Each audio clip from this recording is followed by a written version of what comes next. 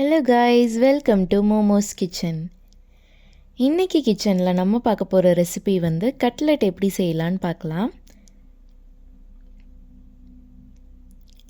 அதுக்கு தேவையான இன்க்ரீடியன்ட்ஸ்லாம் 1 cup onion பொடிசாக நறுக்கி எடுத்துக்கோங்க. 1 கப்பு பச்சை பட்டாணி எடுத்திருக்கேன். 2 பீட்ரூட்டை நல்லா அவிய வச்சு எடுத்து வச்சுருக்கேன். அதே மாதிரி 2 உருளைக்கிழங்கையும் அவிச்சு உரித்து வச்சுருக்கேன். இது கூட 1 டேபிள் ஸ்பூன் கரம் மசாலா, அப்புறம் 1 டேபிள் ஸ்பூன் மிளகாய்த்தூள். இது உங்கள் காரத்துக்கு ஏற்ப சேர்த்துக்க போகிறோம் நம்ம. இதுக்கு ஃபஸ்ட்டு ஒரு பவுலில் நான் அவிச்சு வச்சுருக்க உருளைக்கிழங்கு, பீட்ரூட்டு எல்லாத்தையும் எடுத்து நல்லா மசிச்சுக்கோங்க. பீட்ரூட்டை நம்ம துருவி கூட சேர்த்துக்கலாம். நான் பாயில் பண்ணி வச்சுருக்கேன், க்யூபாக கட் பண்ணி. நீங்கள் மேஷர் வச்சு கூட இது பண்ணிக்கலாம், இல்லைன்னா கையிலையும் நம்ம மசிச்சு விட்டுக்கலாம். நம்ம துருவி சேர்த்தோன்னா வடை போடுற மாதிரியே இருக்கும், அந்த டேஸ்ட்டும் இருக்கும் கொஞ்சம். நான் ஆனால் பாயில் பண்ணி தான் வச்சுருக்கேன். இந்த அளவுக்கு நல்லா மசிச்சு விட்டுக்கோங்க. பீட்ரூட் நல்ல உருவம் தெரியக்கூடாது ரொம்ப. இதில் நான் ஒரு பெரிய வெங்காயத்தை பொடிசாக நறுக்குனதை சேர்த்துக்கிட்டேன்.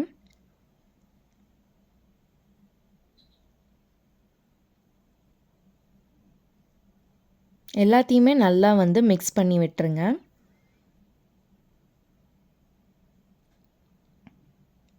இதில் இப்போ நம்ம காரத்துக்காக மிளகாய்த்தூள் சேர்க்குறோம். நான் 1 டேபிள் ஸ்பூன் தான் சேர்த்துருக்கேன். கரம் மசாலாவும் 1 டேபிள் ஸ்பூன் தான் சேர்த்துருக்கேன். உங்களுக்கு கொஞ்சம் காரமாக வேணுன்னா 1.5 டேபிள் ஸ்பூன் சேர்த்துக்கோங்க. இது கூட தேவையான அளவுக்கு உப்பு சேர்த்துக்கோங்க. இது எல்லாத்தையும் நல்லா எல்லா பக்கமும் சாறுற மாதிரி கலந்து விட்டுக்கோங்க.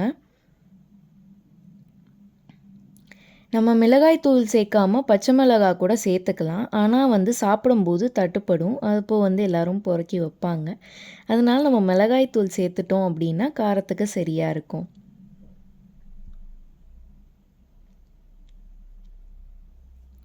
இப்போ நான் அவிச்சு வச்சுருக்க பட்டாணியும் சேர்த்துக்கிட்டேன். முதல்ல நம்ம பட்டாணி சேர்த்தோன்னா மசிக்கும் போது அதோட உருவம் தெரியாத அளவுக்கு ஆகிரும். அதனால் கடைசியாக பட்டாணியை சேர்த்துக்கோங்க.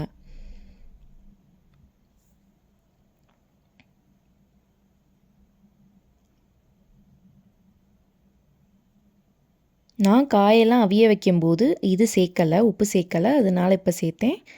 கருவேப்பிலை உங்களுக்கு வேணும்னா வறுத்துட்டு அதை பொடியாக சேர்த்துக்கோங்க. சாதா கருவேப்பிலையும் சேர்க்கலாம், ஆனால் அப்படி சேர்த்திங்கன்னா நல்லா பீஸாக கட் பண்ணி அதுக்கப்புறம் அதில் சேர்த்துக்கோங்க. நீங்கள் அவிக்கும் போதே உப்பு சேர்த்துட்டிங்கன்னா இப்போ சேர்க்கும்போது பார்த்து சேர்த்துக்கோங்க.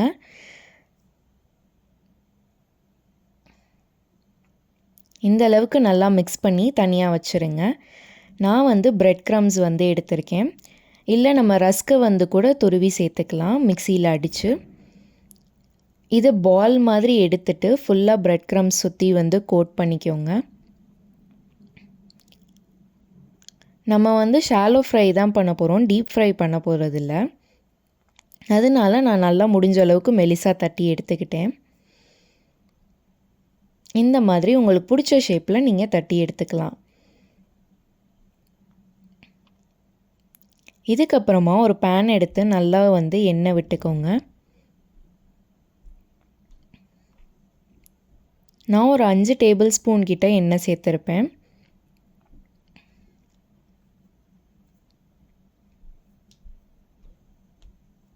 நல்லா எண்ணெய் காஞ்சதுக்கப்புறம் நம்ம செஞ்சு வச்சுருக்க கட்லெட்டை அதில் சேர்த்துக்கலாம்.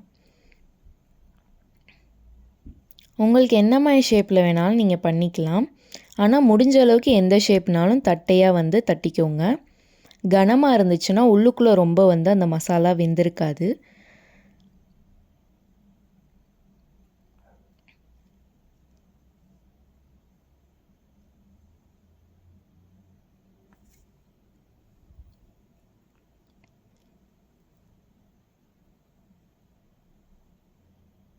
நம்ம இது கூட காலிஃப்ளவர் கூட வேணுன்னா சேர்த்துக்கலாம்.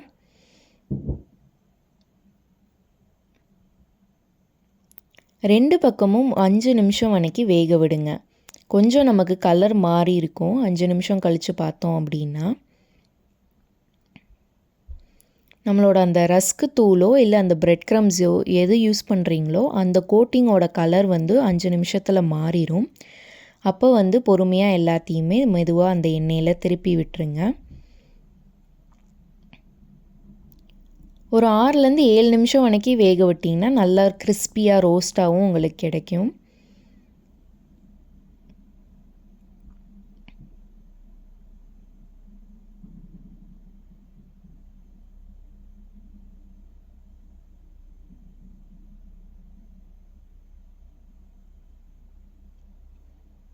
இப்போ வந்து எண்ணெய் வந்து அதில் ரொம்ப கம்மியாக இருக்குது பேனில்.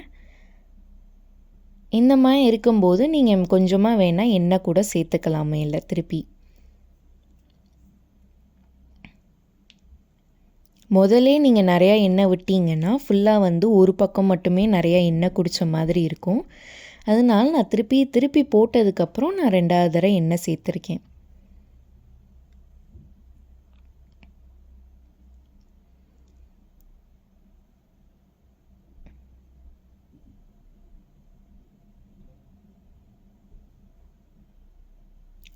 கொஞ்சம் அந்த கலர் மாறி இருக்கிறது உங்களுக்கு நல்லாவே தெரியும்.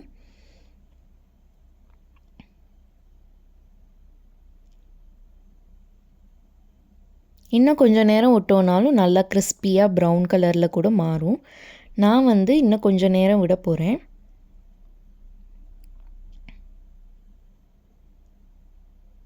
இப்போ வந்து அதை எடுத்துடலாம். நமக்கு ரெடி ஆயிடுச்சு கட்லெட்டு.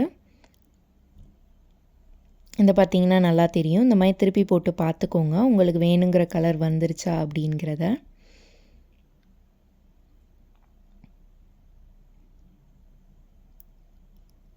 இந்த மாதிரி நல்லா கலர் சேஞ்ச் ஆகிருக்கும். இப்போ வந்து நம்ம எல்லாத்தையுமே எடுத்துடலாம்.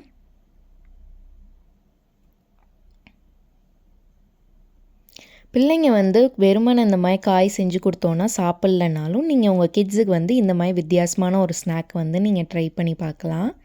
இது ரொம்ப ஹெல்த்தியான ஸ்நாக்ஸ் கூட.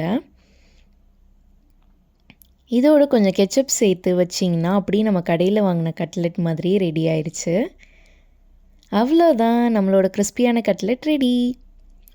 இந்த வீடியோ உங்களுக்கு பிடிச்சிருந்துச்சுன்னா மறக்காமல் மோமோஸ் கிச்சனுக்கு சப்ஸ்கிரைப் பண்ணிடுங்க. தேங்க்யூ.